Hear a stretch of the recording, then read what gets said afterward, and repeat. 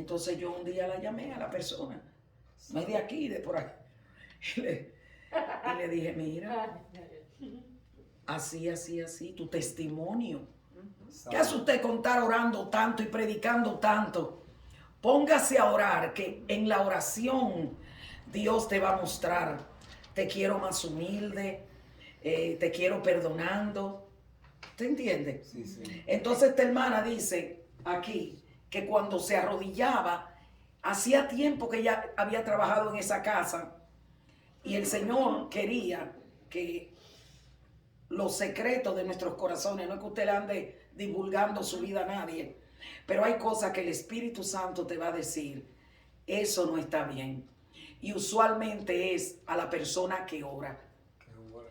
Cuando yo, el Señor me llamó temprano edad, había un predicador en mi país que el pastor siempre lo traía, el hermano King.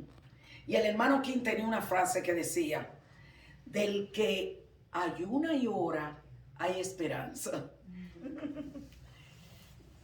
Del que ayuna y ora, porque no es verdad que usted orando, Dios no te va a hablar a tu vida. Usted sabe, la gente que nunca tiene de qué arrepentirse, son gente que no oran. Mientras más cerca de Dios tú estés, más tú vas a ver tus faltas.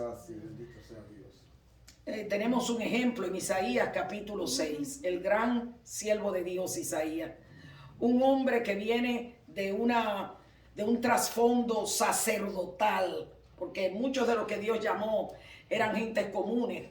Jeremías no era hijo de profeta ni de sacerdotes, era un agricultor. Pero Isaías fue criado, formado en el templo. Un gran profeta de Dios. ¿Sabe qué dice él en Isaías 6? En el año en que murió el rey Usías, estando en el templo, gloria a Dios, es al que busca a Dios, que Dios dice, el que esté limpio, límpiese más. Muy difícil una gente que no busca a Dios, no viene a la iglesia, no estudia, se ve la falta. Yo estoy bien. Póngase a buscar a Dios y usted verá todo lo que sale para afuera. Porque cuando usted está sola con Dios y usted empieza a sentir el amor de Dios, lo bueno que es Dios, lo que Él ha hecho, empieza Dios a hablarte. Yo quiero que tú seas como yo. Esto y acá. Y Dios te pasea por tu casa, te pasea por el trabajo. Eso le pasa a la gente que busca a Dios. Isaías dice, yo estaba allí en el templo y de momento vi al Señor. Y cuando él vio a Dios, tuvo esa visión. ¿Qué fue lo primero que vio Isaías? Dice, y cuando yo vi a Dios, es cuando usted ve a Dios que usted se da cuenta todo lo que le falta. Dice, cuando vi a Dios, dije, ¡ay de mí! Él es un profeta que escribió el libro más largo que hay en la Biblia.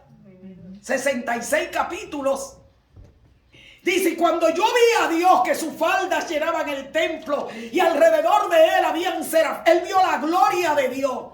Lo primero que hizo, yo soy hombre muerto, ay de mí, que siendo un pecador, han visto mis ojos al Rey Jehová de los ejércitos. Y cuando él gritó y dijo, Señor, me falta. Eso es, el que vive buscando de Dios, vive cambiando. Imagínese usted, parecernos a Dios. Mientras más usted lo busca, más. ¡Oh, Señor! ¿Cómo tú me aguantas? Gloria a Dios. Isaías dijo que cuando gritó así, oyó una voz, la voz de Dios, que venía de medio de los serafines y cogió carbón. Porque él dijo cuál era su pecado. Cuando Dios te muestra qué es lo que te falta, acéptalo. Cuando él dijo, ay de mí, dijo que soy un hombre inmundo de labios. ¿Dónde estaba la falta de él? En su boca. Cuando Dios te habla, te va a decir exactamente cuál es el problema en tu carácter. Y él dijo que siendo un hombre sucio, inmundo quiere decir sucio. Porque cuando Dios nos habla claro. Hay gente, hermanos, que cantan como los ángeles, pero te ponen en tu puesto como los demonios. Y él dijo, siendo un hombre inmundo de labios, que le confesó a Dios, Señor, yo no sé si era que murmuraba, cuál era el problema de Isaías, pero él dijo, cuando vio a Dios, vio un problema donde en su boca. Y dice que Dios mandó uno de los serafines, sacaron candela de la presencia de Dios, ese fuego que limpia, y dice, y me pasó carbón encendido, ¿por dónde? Por la boca. Porque ¿qué fue lo que él dijo? Es mi boca. Sea sincero con Dios.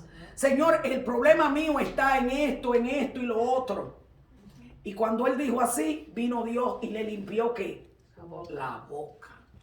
Entonces, hermanos, esta experiencia de esta hermana, que cuando oraba, eso que estaba escondido, que solamente lo sabía ella, lo sabía ella y Dios. No le tenga temor a la oración. Acérquese al altar de Dios. Porque en el altar de Dios no solamente, y el altar de Dios no es, el altar de Dios es cualquier lugar donde tú sinceramente te encierres con Dios. En tu cuarto secreto, el hermano se encierra en el baño, como no, donde sea.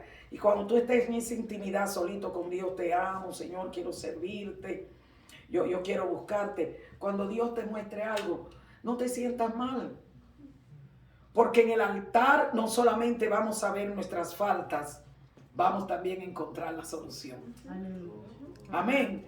Vamos a terminar con la experiencia de esta hermana, que no vamos a terminar el capítulo. Yo le di las notas de una comparación en cuanto a todas esas leyes de dieta, el sábado y lo que es la gracia. Los capítulos que explican lo que es la gracia en Colosenses, en Hebreos, que quizás leamos una página. Tiene 5 minutos que yo quiero leer esa página. No leí esto, pero, amén. Al terminar eso, ella fue a la hijo de, vamos a decir, la jefe, que ella cogió la botella. Y cuando ella dio la dinero, ella tenía dinero, ella cogió como mucho dinero. Ay, Dios, coja. Ella no quiere, la hombre no quiere cogerlo, la hijo de que ella cogió la botella. Y ella dijo, cójalo, tú sabes, por favor, restitution, making restitution, peleando para eso, gloria a Dios. Y tú sabes, así cogió como la mitad y él se fue. Y pues, la libro dice que sentía afuera de la pecado, como el espíritu estaba perdonado, tú sabes, como sentía la presencia de Dios. Gloria a Dios, seguro.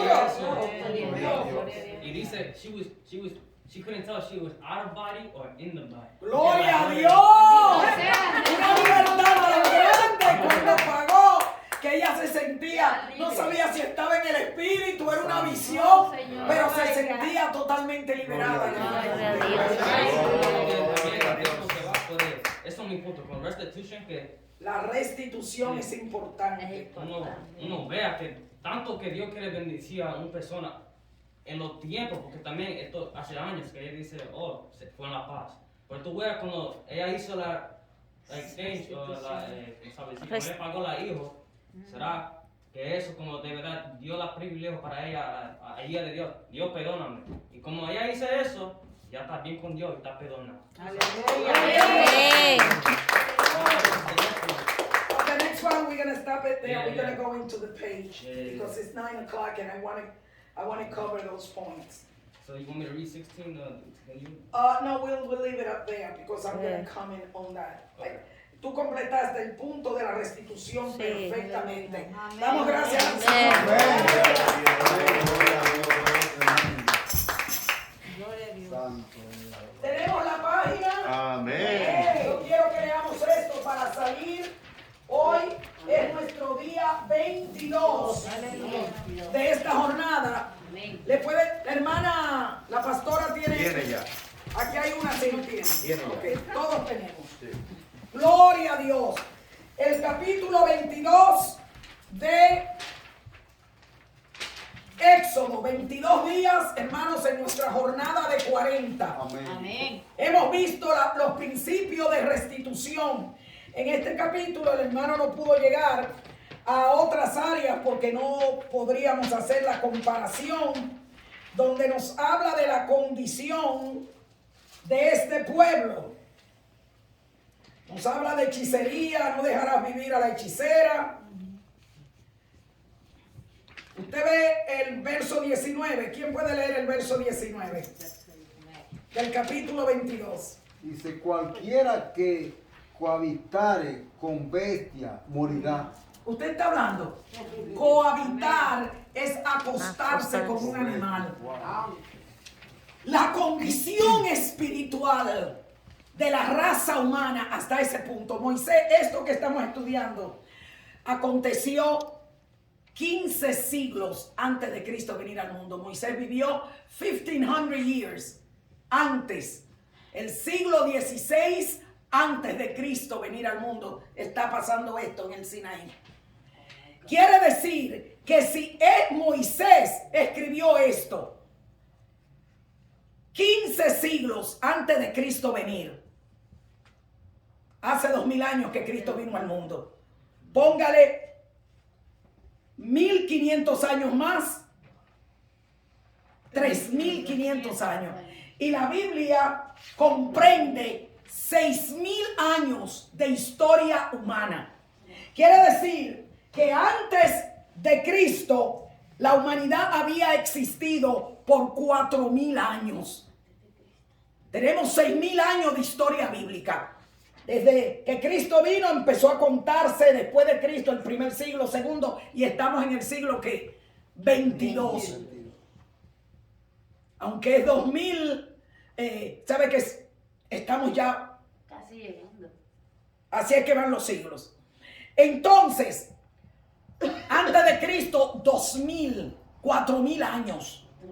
Moisés está aparte de Cristo 15 siglos. Quiere decir que antes de Moisés habían ¿cuántos siglos? 2 siglos y medio. 2000 años y medio, 2500 años, más 500 años, más 1000, hacían los 4000. Quiere decir que el hombre, oiga hermanos, 1500, 15 siglos antes de Cristo venir, el hombre se estaba acostando con bestias. Imagínese usted lo que estaba pasando. Si usted lee la Biblia en Génesis, desde el capítulo, ya en el capítulo 6 de Génesis, dice que el hombre estaba totalmente corrompido y que a Dios le dolió, dice el capítulo 6 de la Biblia, 6 capitulitos de Adán ahí, que a Dios le dolió en su corazón haber hecho al hombre, porque todos los designios, todo lo que un ser humano caído se puede inventar, se estaba practicando.